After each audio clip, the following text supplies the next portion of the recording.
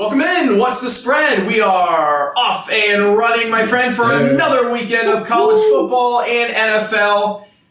One thing about the college football slate this weekend is that there's not much to look at. COVID sucks. It's going to be your first thought. COVID and then, sucks. I mean, on top of that, COVID sucks. I mean, that's pretty much it.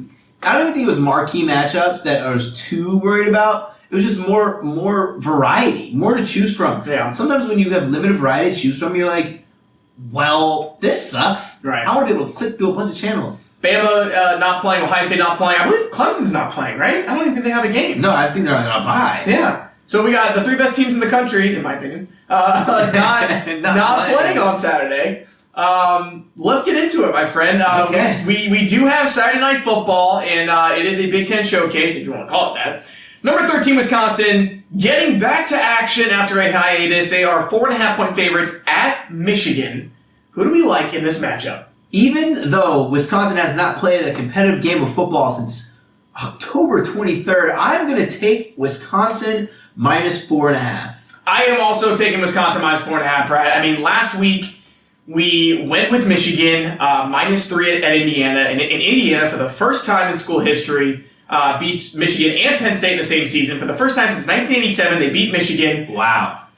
Okay, so having that said, yes, there wasn't even a lot in that Indiana game that made me believe I could put any kind of money on Michigan and be confident in it. They allowed 460 yards. Yeah. Joe Milton threw 2 picks. 2 picks late in the game when they still had a chance to win. Yes. That's what really concerned me, is that it wasn't even early. Milton actually got into a pretty good rhythm. Yes. And then he just started making horrible throws in the second half. I was watching the game and I was like, this can't be real. Like, this can't really be happening. I really couldn't even see what was unfolding in front of my eyes. But let me tell you this. Michigan, if they lose this game, falls to 1-3 and don't think it can't happen. I don't care about the hiatus. We've seen good teams like Cincinnati take a 2 or 3 week hiatus, come back, and just dominate because they're a good team. Wisconsin's going to come in here. I think they cover the 4.5. I think they easily win. I think that this is going to be a game where Wisconsin's going to pull away in the fourth quarter. Another thing I wanted to note, though, and this was the only reason that I was even considering picking Michigan early on. They opened as a 1-point favorite. Yeah. And I'm thinking to myself, what is Vegas thinking here? Is it because of COVID?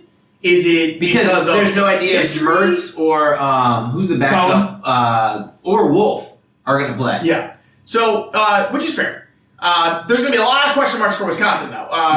Not just the injuries or who's starting where, or have they been training? Have they kept up to speed? I mean, opening line concerns me, but the line movement doesn't concern me as much because I think about it this way. Vegas sets the line with their expectations, but then it's getting obliterated to where I would be surprised if we end up getting value at 4.5 when this line gets all the way to 5.5. Right. I don't mind that because I think it's going to get obliterated. 5.5 or even 6 by game time. My God. I think a lot of people are seeing the same thing we are, and it's not much for Michigan. No, 5-1 against the spread in their last 5 conference games is Wisconsin. Like that? Michigan, okay, I'm going to go ahead and say this on the record. I got into a whirlwind of statistics last week, and one thing I need to stop doing is justifying statistics for bad teams. Like a team who gets embarrassed, I say, well, before that game, they were 5-0 against the spread as the favorite, and I need to put more stock into that one game, because that one game starts the new streak. I like that, yeah. What have you done for me lately? Yes. And also, think back to last year, folks. Wisconsin laid the smackdown on Michigan last year, and Michigan was a good football team last year. Wisconsin came in there and just completely outclassed and outmatched them.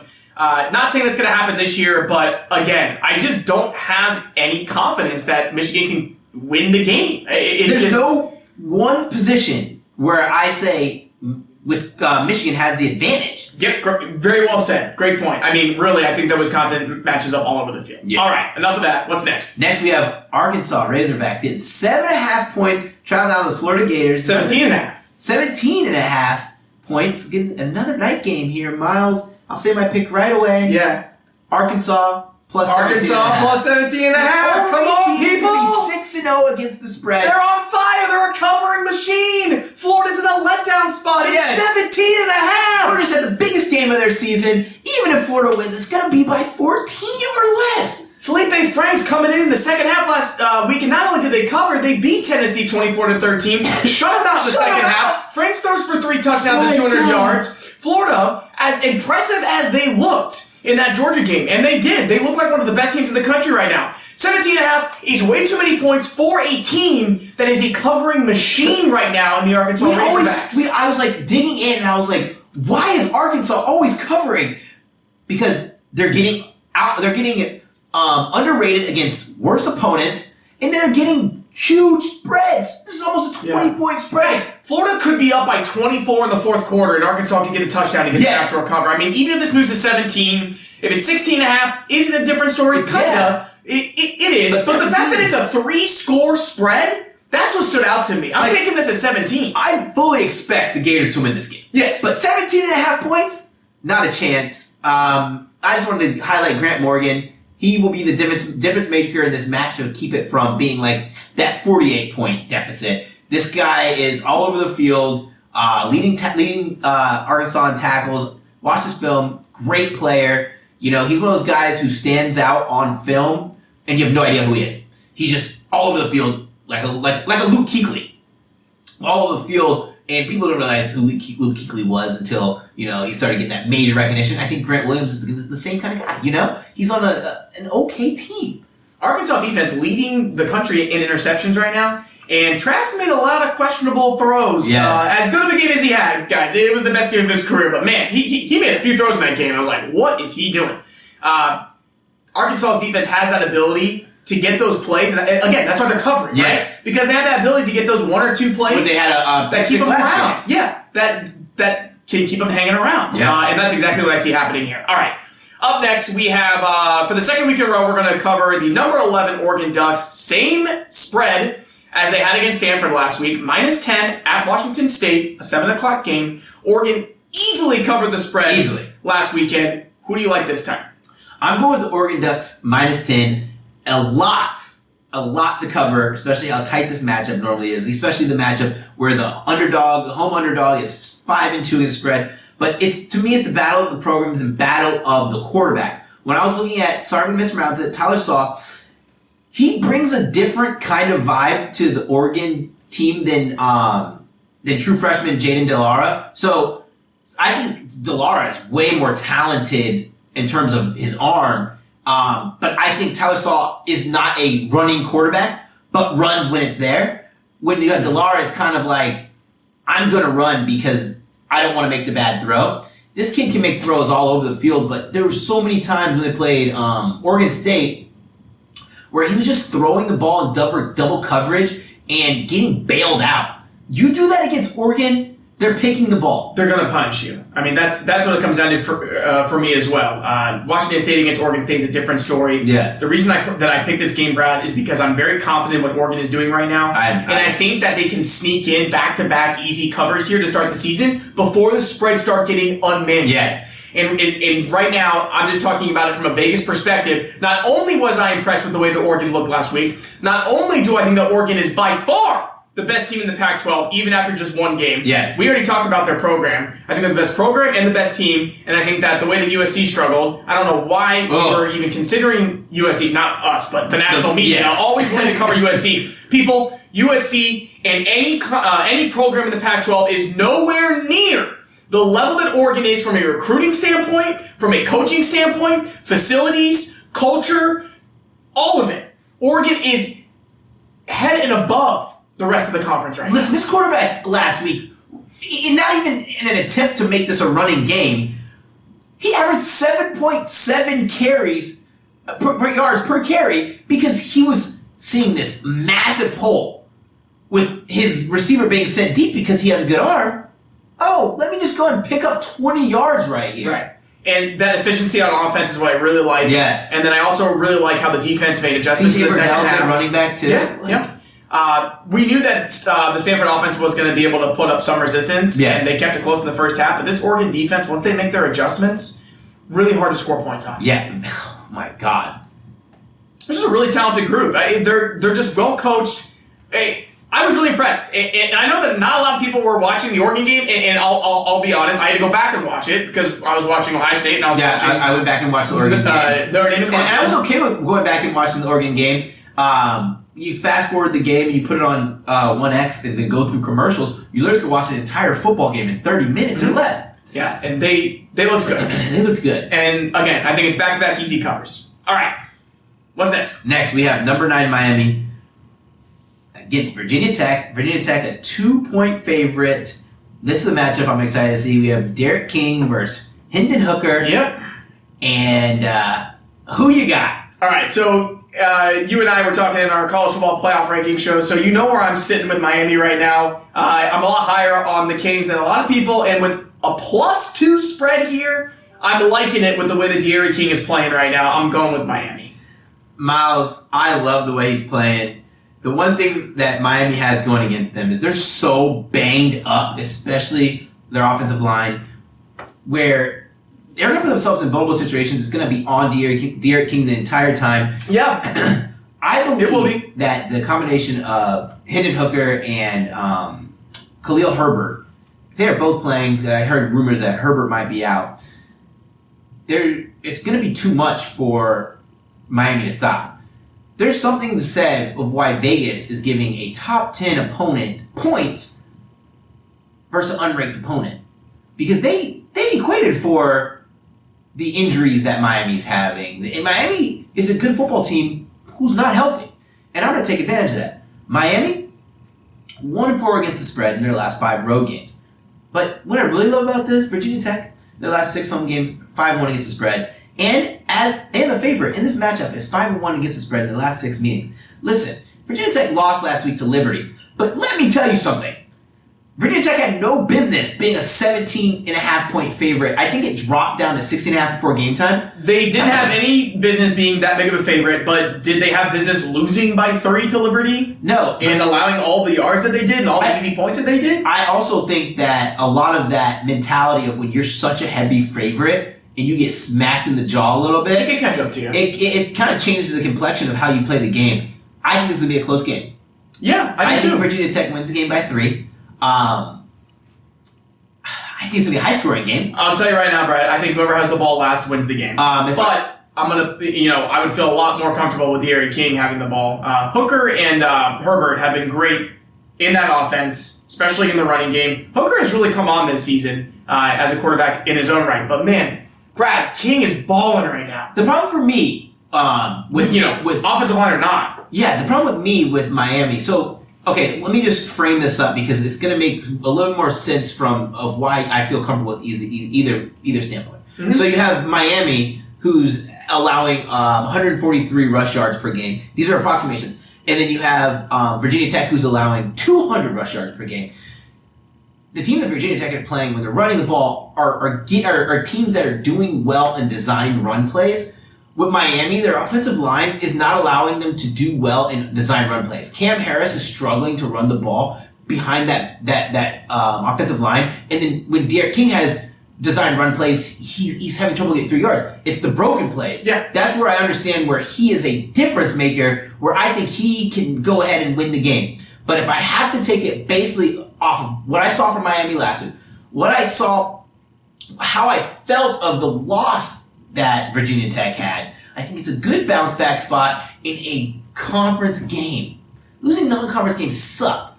But what do you want to do more after you lose a non-conference game? You want to go smack up on a ranked team as an unranked team, and I look for it to be a high-scoring game where, like you said, team with the ball has it last, but give me the favorite here, give me the home team. Yeah, I think it's going to be one of the more fun games of the weekend, no doubt about it. All right. We're going to go ahead and own our picks. That underdog last week was horrendous. We got spanked. Not sure where or what or how or why Michigan State was doing anything. Yeah. But what the hell happened to the Spartans? I mean, is Michigan just that horrible? I mean, is Michigan worse than I thought? Because we're not even talking about the fact that Michigan State couldn't cover the +7. No. They lost 49-7. They didn't do anything on offense. They couldn't stop anything. I was just talking about how good Lombardi was. Yeah, and I was talking about how Kirk Ferentz's time in Iowa was winding down. He had something to say about that. He said, "Shut up, what's the spread?" Yeah, exactly. So we're going to go ahead and own our picks. Yes. Let's go ahead and get back on track. Who's your underdog of the week? So I have an underdog of the week that I like solely off of, let's see if this program has turned it around. I think it's a good team versus a bad team, or a teams going in opposite directions. Let's call it that. I'm going with Colorado +7 versus Stanford. Carl Dorrell, his first year as head coach of the Buffaloes, had them look very impressive last week, where they were, a 13-point underdog? Give it to me, baby. I like that pick. I'm going to stick to the ACC. I'm going with Louisville +4 over Virginia. Virginia coming off that huge win last week against North Carolina. But all the reasons that I picked North Carolina last week are the same reasons that I'm picking Louisville to upset Virginia. Yeah. Virginia has no defense, and I feel like that the way that Malik Cunningham is playing right now, and we've talked about him a little bit this year. Yeah. Louisville has been able to stay in a lot of these games. Don't forget their 12-7 game against Notre Dame. Yeah. They've proven that they can show up. They've also proven that they can compete in a shootout. So I like Louisville to upset Virginia here. I'm liking +4. All right. Before we go ahead and get into our NFL picks, let's go ahead and break for our sponsors. Hey, Miles. You know what'd be pretty cool? If there's a social media app just for sports. You know, Brad, I was just thinking that. Like a social media app where there's a feed where you can post about your picks, see what others are saying about the game, and you know how I love to see how the lines move throughout the week. Well, you're in luck. Viget is the best social media platform just for sports. When you download Viget, use promo code SPREAD and create your account today. NFL, my friend, I feel like that we are just talking about the same teams week in and week out. So many bad teams in the NFL, though. I don't want to talk these trash teams. I want to talk about fun. Exactly. And there is a reason that we keep bringing up these teams because not only are they fun to talk about, they're the best teams in the league, and they always have the most fun spreads. Yes. Now, does that mean that we're going to take our lumps a couple of times? Yes. Let's go ahead and start with the Buffalo Bills and the Arizona Cardinals, two teams that we have on opposite sides. I feel like you and me have consistently bet against the Bills, and we've consistently bet for the Cardinals. Yeah. All right, so now it comes to a head, who are we going to pick? The Cardinals -2.5 here at home. Last week, we got burned by the Bills. They scored 44 on Seattle. Yeah. Josh Allen had the best game of his career. Where the hell did that come from? But keep in mind, the Seahawks still almost came back in the game. Yes. What? I'll take my loss. I'll take my L for misjudging that Seattle defense. I pick against the Bills every single week, and they proved me wrong twice, but I'm not going to start picking them now. I'm going to stick with the Arizona Cardinals here, -2.5. Coming off that loss against the Dolphins, the Tua Kyler matchup was a dream, especially for college football fans, but give me this Arizona offense. I just feel like Bradley's been more consistent. More consistent. I'm taking Arizona -2.5. Kyler Murray, 2,136 yards there, another 512 on the ground. Dude is balling. Listen, this man has 24 total touchdowns. He's a touchdown machine. And listen, I like my chances with Arizona in a shootout over Seattle because Seattle's defense is just so awful. Yeah. Arizona brings a little bit more punch to it. They're playing good. They're 3-1-1 against the spread versus teams with record. Well, and Arizona covered against Seattle too. Yes, they did. Both teams that went toe-to-toe with Seattle. Yeah. The Bills came away with the win. The Cardinals almost came away with the win. These are two very good teams. But also, it's the consistency in Kyler Murray. I don't know which Josh Allen is going to show up for the Buffalo Bills week in and week out. And we've said this before, it's the turnover Josh Allen or the future MVP Josh Allen. And don't tell me it's a game plan. Because it's not a game plan.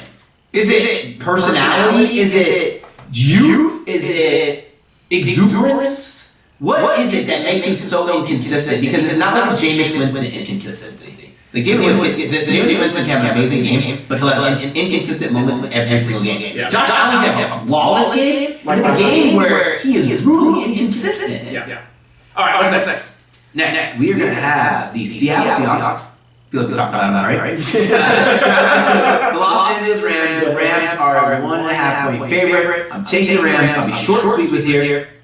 The Los Angeles Rams lead, or they're second in the NFL with most yards per game. They suck at punching in the end zone, only averaging 24.1 points per game. But listen, when a team who's averaging 405 yards per game is playing a team who just can't stop anybody, go ahead and give me the Los Angeles Rams. Yeah, there's a reason that the Rams are the favorite here. I think that Sean McVay's going to be able to put together a game plan that's really going to exploit the Seattle defense, and that scares the hell out of me. I don't want to get burned by the Seahawks 2 weeks in a row, but I'm going with Seattle here. And a lot of that for me is I'm going to pick offense over defense. And I know that they mentioned the numbers for the Rams. I just have more confidence in Russell Wilson to go out there and win me the game than I do Jared Goff. That's totally fair. Than I do the Rams. And what terrifies me, betting on Goff.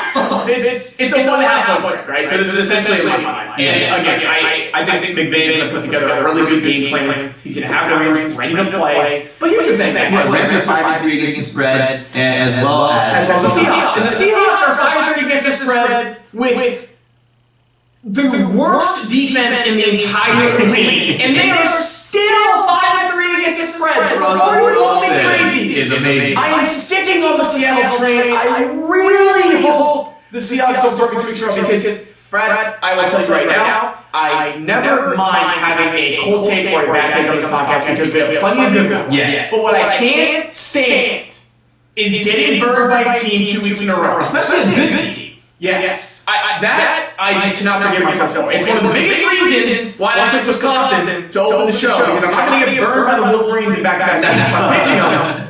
But there is nothing that bothers me more than getting burned by a team 2 weeks in a row. We'll see if it happens. I'm very curious. I am surprised with the Rams. But the way that the Seahawks defense has been playing, how can I be surprised? How can I not take them? All right. Moving on, we got the Los Angeles Chargers and the Miami Dolphins. The Dolphins are 2.5 point favorites here. Never did I think we would be on our third week in a row talking about the Miami Dolphins, but give it up. Tua not only in his second career start, duels Kyler Murray. Duels Kyler Murray on the road. That is a game changer. Tua, welcome to the league. And not only Tua Tagovailoa, because he's been good. But guys, Justin Herbert's been a really good quarterback. Very good. The Chargers have been in every game that they're playing. Yeah. They've been down the wire. It was a heartbreaker last week. There's a reason that the Dolphins are that it's such a small spread. But Brad, I'm going with Tua. I'm loving that Los Angeles has to come from Los Angeles to Miami. So I'm liking the travel. Miami absolutely destroyed the Rams when they came into town a couple weeks ago. I think the Chargers are a better quarterback. But at only 2.5 point spread, I'm not going to pick against Tua at home. That's why you think this LA team's not going to check out the scene in Miami when they're down here? They went 100% on it. They're going to have some of those Miami Cuban sandwiches and cocktails. I'm going with the Dolphins as well. Listen, you said Herbert's having a season, over 2,000 yards this season. But the Chargers defense, with all of the injuries and the players sitting out due to COVID, is just not what it is. We can't blame any of these comeback losses on the Chargers offense. We can't blame it on Justin Herbert. Yeah. It's just their defense stinks. Miami defense was playing lights out, and now they got a weapon who's not turning the ball over. I mean, we had that his first pass was a strip sack fumble, but Tua's just got to be effective. And that is what you need as an NFL quarterback right now. I'm not going to say that Herbert doesn't have it because he's been really good. But there's a reason, guys. There's a reason the Chargers are 2-6. And I know Herbert's been starting since week 2, right? I mean, so what?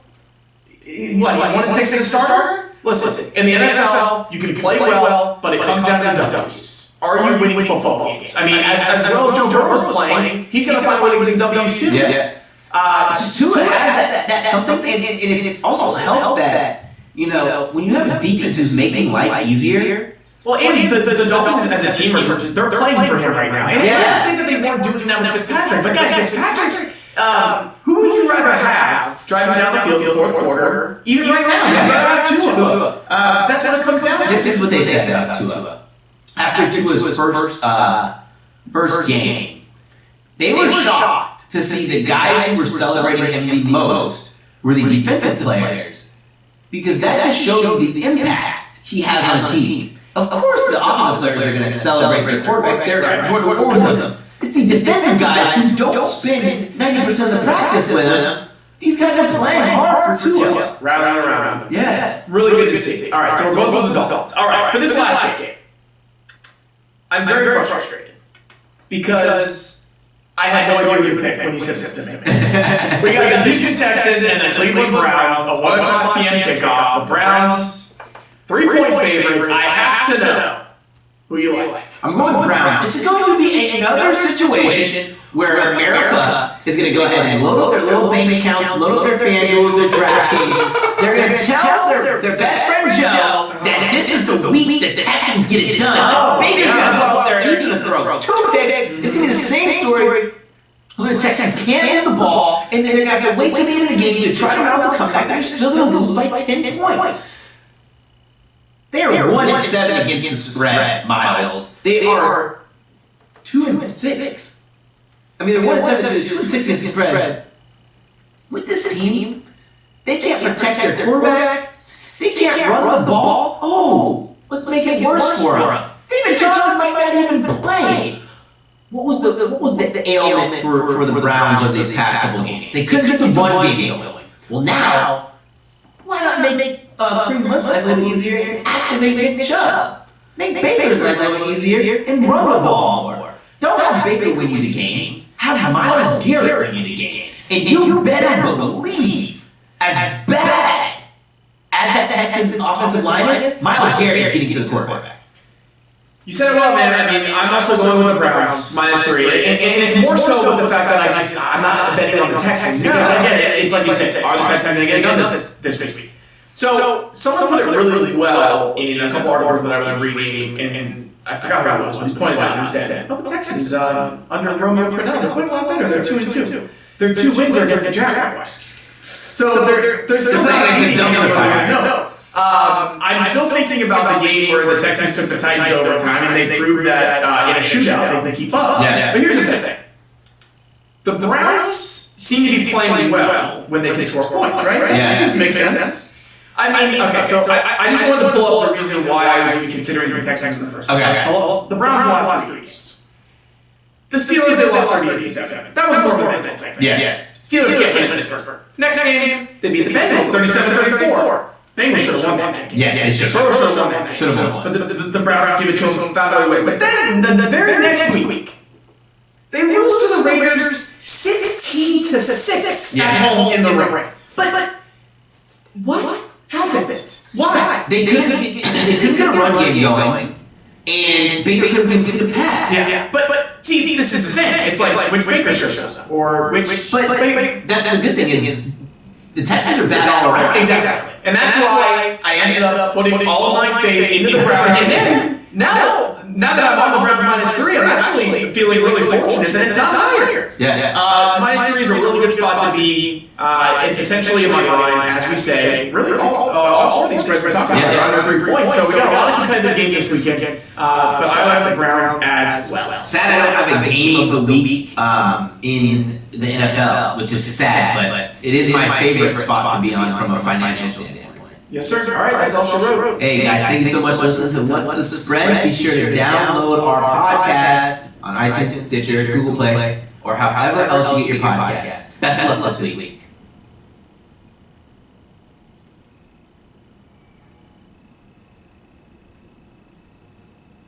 I just had a heart attack. I looked at this and I go, recording. Oh, shit. Yeah. What is it? Man, we went for 27 minutes. I don't know what that's fuck, dude. Oh, that's all. That says hour and a half of content I just put together.